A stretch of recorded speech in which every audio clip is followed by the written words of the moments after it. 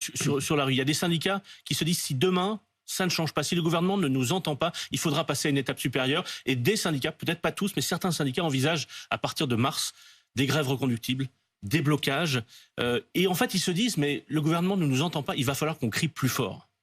Ce qui était intéressant je crois que c'est le sondage que vous avez vous-même présenté. Et là, ouais. C'était qu'une majorité de Français ont conscience que le gouvernement a évolué dans ses positions et dans ses propositions depuis le début. Et le soutien augmente de 6 points en une semaine dans ce sondage-là. Au-delà de la mesure de soutien, au-delà du soutien, plus ou moins 6 points, ce qui est important à mes yeux, c'est que les Français ont conscience, en majorité, que nous ne sommes pas sourds aux appels des groupes politiques, des syndicats et des Français, que nous avons été capables d'évoluer.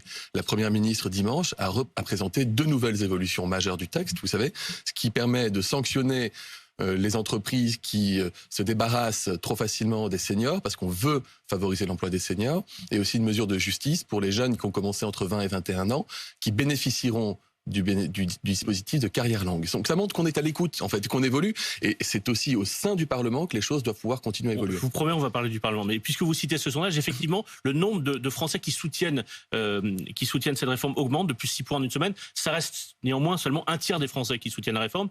Mais ce qui monte aussi dans cette nouvelle étude, c'est que 68% des Français, soit plus des 2 tiers, disent soutenir la mobilisation. Et je vous dis ça parce que Laurent Berger a souligné une sorte d'ambiguïté ou de risque démocratique sur ce plateau en début de semaine. Il a dit qu'il y avait peut-être une faute démocratique que risque de payer le gouvernement.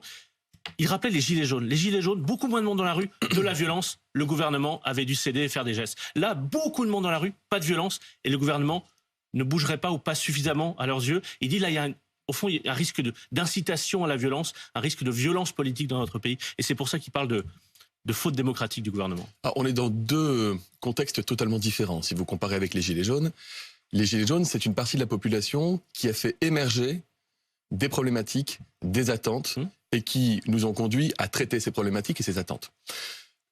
Là, on est dans la revendication d'une partie de la population qui conteste, et ils sont légitimes pour le faire, un projet de loi que nous assumons qui consiste à demander aux Français de travailler progressivement un peu plus longtemps. Et eux ne sont pas entendus. Là où je suis très sensible à ce que j'entends aussi à travers les manifestations, c'est cette volonté des Français de nous dire attention, notre rapport au travail, il a changé. On ne travaille plus aujourd'hui comme on travaillait il y a 30 ans. On n'organise plus notre vie familiale avec notre vie professionnelle comme il y a 20 ou 30 ans. C'est ce que vous dit la CFDT, il fallait commencer par ça. Attendez, on est en train de traiter cela aussi, c'est moins visible parce que la notion d'âge écrase tout dans le débat public, c'est pas la première fois. Alors je ne crois pas que ce soit un problème de communication, je pense que parce que la mesure d'âge c'est quelque chose qui est mis comme un objet politique très fort. Ça ne nous empêche pas, au contraire, d'aborder l'organisation du travail, télétravail pour ceux qui le peuvent, organisation du temps, pourquoi pas sur 4 jours pour ceux qui le peuvent.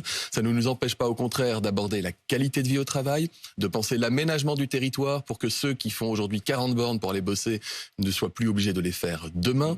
Et donc tout cela fait partie aussi des discussions que nous avons, y compris d'ailleurs avec les principaux leaders syndicaux.